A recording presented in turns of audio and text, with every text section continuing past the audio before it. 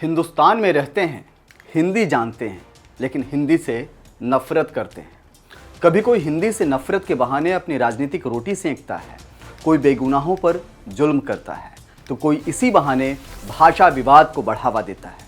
यूं तो कहने को 1.5 अरब हिंदुस्तानियों का ये हिंदुस्तान है, लेकिन कुछ लोग यहाँ जानबूझकर भाषाई उन्माद को बढ़ावा देते हैं। यकीन न हो तो इन 2 तस्वीरों को देखिए। कर्नाटक ಮೇಡಂ ಇಂಡಿಯಾ ಅದು ಕರ್ನಾಟಕದಲ್ಲಿ Kannada main first Kannada first madam Kannada first ಈಗ ನೀವೇನ್ ಮಾತಾಡ್ತಾ ಇರೋ ತುಂಬಾ ಒಳ್ಳೇದು ಮಾತಾಡೋದೇ ಇಲ್ವಾ ಯಾಕೆ ಮಾತಾಡೋದಿಲ್ಲ ಯಾಕೆ ಹಿಂದಿ ಮಾತಾಡ್ಬೇಕು ಕನ್ನಡ ಮಾತಾಡ್ಬೇಕಲ್ಲ ಮೇಡಂ ಕನ್ನಡ ಮೇಡಂ ಮೇಡಂ ಇದು ಕರ್ನಾಟಕ ಇದು ಕರ್ನಾಟಕ मैडम चेयरमैन माताड़ेंगे आरबीआई रूल है स्टेट। इन 2 तस्वीरों में से एक कर्नाटक का है जबकि दूसरा महाराष्ट्र का। एक वीडियो देश के सबसे बड़े सरकारी बैंक एसबीआई के अंदर की है तो दूसरा वीडियो एक पिज्जा डिलीवरी बॉय की है। दोनों वीडियो में एक चीज कॉमन है और वो है हिंदी। बैंक कर्मचारी जो हिंदी प्रदेश की रहने वाली है कह रही है कि वो हिंदी में बात करेंगी और दूसरे वीडियो में पिज्जा डिलीवरी बॉय कह रहा है कि वो भी हिंदी में बात करेगा। हम इस वाद विवाद की चर्चा आगे करेंगे, लेकिन उसके पहले आप देख लीजिए कि दोनों क्या कुछ कह रहे हैं। कर्नाटक ಮೇಡಂ ಇಂಡಿಯಾ ಅದು ಕರ್ನಾಟಕದಲ್ಲಿ Kannada main first Kannada first madam Kannada first ಈಗ ನೀವೇನ್ ಮಾತಾಡ್ತಾ ಇರೋ ತುಂಬಾ ಒಳ್ಳೇದು ಮಾತಾಡೋದೇ ಇಲ್ವಾ ಯಾಕೆ ಮಾತಾಡೋದಿಲ್ಲ ಯಾಕೆ ಹಿಂದಿ ಮಾತಾಡ್ಬೇಕು ಕನ್ನಡ ಮಾತಾಡ್ಬೇಕಲ್ಲ ಮೇಡಂ ಕನ್ನಡ ಮೇಡಂ ಮೇಡಂ ಇದು ಕರ್ನಾಟಕ ಇದು ಕರ್ನಾಟಕ ಮೇಡಂ ಚೇರ್ಮನ್ ಮಾತಾಡಂಗಿಲ್ಲ ಇದು ಆರ್ಬಿಐ ರೂಲ್ ಇದೆ ಸ್ಟೇಟ್ಗಳಲ್ಲಿ ಆ ಭಾಷೆ ಮಾತಾಡಬೇಕು ನೀವು ಮ್ಯಾನೇಜರ್ ಆದ್ರೆ ಯಾಕೆ ಮಾತಾಡಬಾರ್ದ ಸರ್ ದಯವಿಟ್ಟು ಮಾತಾಡ್ಬೇಡಿ ಮೇಡಮ್ ಒಂದು ಕನ್ನಡನೇ ಬರಲ್ಲ ಇರಿ ಸರ್ ಮಾತಾಡಿ ಮೇಡಮ್ ನೀವು ಮಾತಾಡಲ್ಲ ಮೇಡಮ್ ಸೂಪರ್ ನೀವು ಬ್ಯಾಂಕ್ ನೋಡಿ ವೀಕ್ಷಕರೇ ಇದು ಎಸ್ಬಿಐ ಬ್ಯಾಂಕ್ ಚಂದಾಪುರದಲ್ಲಿರುವ ಎಸ್ಬಿಐ ಸೂರ್ಯ ಸಿಟಿ ಬ್ಯಾಕ್ ಸೈಡ್ ಅಲ್ಲಿ ದಯವಿಟ್ಟು ನೀವು ಇದನ್ನ ಎಲ್ಲರೂ ಎಚ್ಚೆತ್ಕೊಳ್ಳೋಣ ಕನ್ನಡ ವ್ಯಕ್ತಿಗಳು ಕನ್ನಡ ನಾವು ಏನಿದ್ರು ಕನ್ನಡಿಗರು ನಾವು ಒಂದಾಗ್ಲೇಬೇಕು ಎಸ್ಬಿಐ ಬ್ಯಾಂಕ್ಗೆ ನಾವು ಬುದ್ಧಿ ಕಲ್ಸೋಣ ಆಯ್ತು ನೋಡೋಣ ಪ್ಲೀಸ್ ನೀವು ವಿಡಿಯೋ ಮಾಡ್ಕೊಳ್ಳಿ ಮೇಡಮ್ ನೀವು ವಿಡಿಯೋ ಮಾಡಿ ಪ್ಲೀಸ್ ಆಯ್ತು ನೀವು ಹಿಂದಿ ಕನ್ನಡ ಮಾತಾಡಲ್ಲ ಅಂದ್ರಲ್ಲ ಕನ್ನಡ ಮಾತಾಡೋದೇ ಇಲ್ಲ ಓಹೋ ಸೂಪರ್ ಮೇಡಮ್ ಸೂಪರ್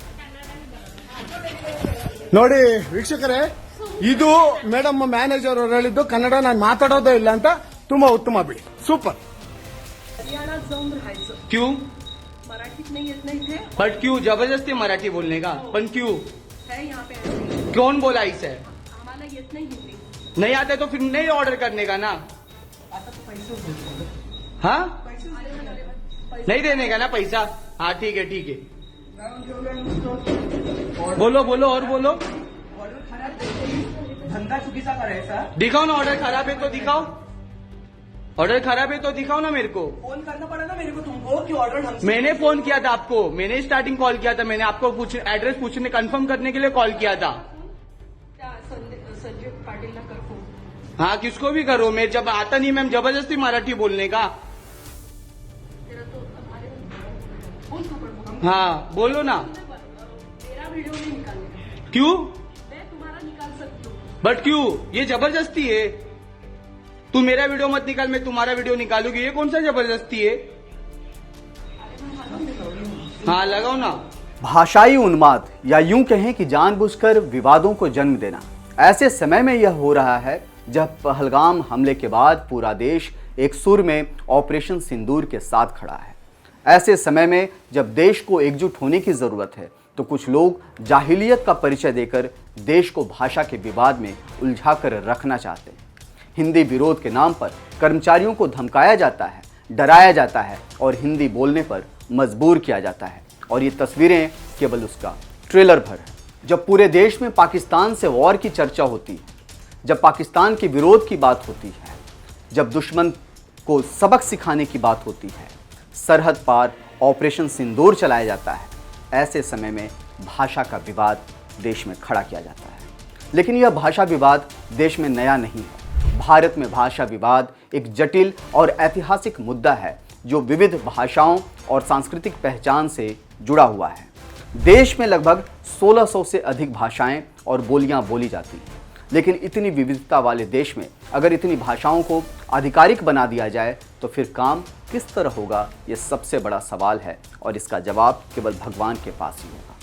यही कारण है कि इस मुसीबत से छुटकारा दिलाने के लिए सरकार ने बड़ी कोशिशें की और इसी कोशिश के तहत 22 भाषाओं को 8वीं अनुसूची में मान्यता दी गई। यानी कि संविधान की 8वीं अनुसूची में 22 भाषाओं को आधिकारिक मान्यता दिया गया, जिसमें हिंदी, अंग्रेजी, कन्नड़, बांग्ला, मराठी, तेलुगु जैसी भाषाएं हैं। संविधान के अनुच्छेद 343 में हिंदी और अंग्रेजी को भारत सरकार के कामकाज के आधिकारिक भाषाएं घोषित किया गया है। देश की आज़ादी के 13 साल बाद यानी साल 1960 में ही तमिलनाडु में हिंदी थोपने के खिलाफ तीव्र आंदोलन हुआ। दक्षिण भारत, खासकर तमिलनाडु, कर्नाटक और केरल में यह धारणा रही है कि हिंदी थोपने से क्षेत्रीय भाषाओं को नुकसान होगा। इसी विवाद से बचने के लिए 3 भाषा का फॉर्मूला दिया गया। केंद्र सरकार ने शैक्षणिक संस्थाओं में हिंदी, अंग्रेजी और एक क्षेत्रीय भाषा को पढ़ाने की सिफारिश की, लेकिन इसे सभी राज्यों ने नहीं अपनाया, लिहाजा विवाद खत्म नहीं हुआ।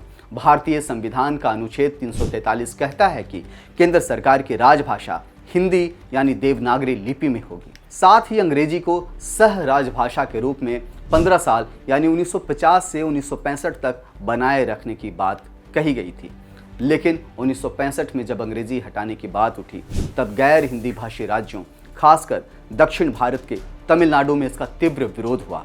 यह आंदोलन इतना तीव्र था, इतना तीखा था कि इसमें हिंसा, आत्मदाह और बड़े पैमाने पर गिरफ्तारियां हुई। नतीजतन सरकार को अंग्रेजी को अनिश्चित काल तक राजभाषा के रूप में बनाए रखने का फैसला लेना पड़ा। नई शिक्षा नीति यानी न्यू एजुकेशन पॉलिसी 2020 में भी 3 भाषा सूत्र को फिर से लागू करने की बात कही गई, जिससे कुछ दक्षिण राज्यों में चिंता पैदा हुई। नतीजतन ढाक के 3 पात आज भी देखने को मिल रहे हैं। सवाल है कि इस तरह का भाषा विवाद क्यों?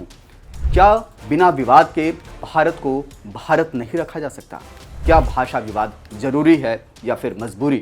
सांस्कृतिक पहचान की रक्षा के लिए क्या यह विवाद इतना ज़रूरत है इसकी? जब किसी एक भाषा जैसे हिंदी या अंग्रेजी को अन्य भाषाओं से ऊपर रखा जाता है तो भाषाई असमानता होती है। इसे चुनौती देने के लिए विवाद खड़ा होता है। यह कभी तो ज़रूरी होता है और कभी राजनीति के लिए मजबूरी। तो कैसा लगा यह वीडियो, आप हमें ज़रूर बताइएगा। अगर आपको पसंद आया हो तो चैनल को सब्सक्राइब भी कीजिए और वीडियो को लाइक और शेयर भी करें। धन्यवाद। जय हिंद, जय भारत, नमस्कार।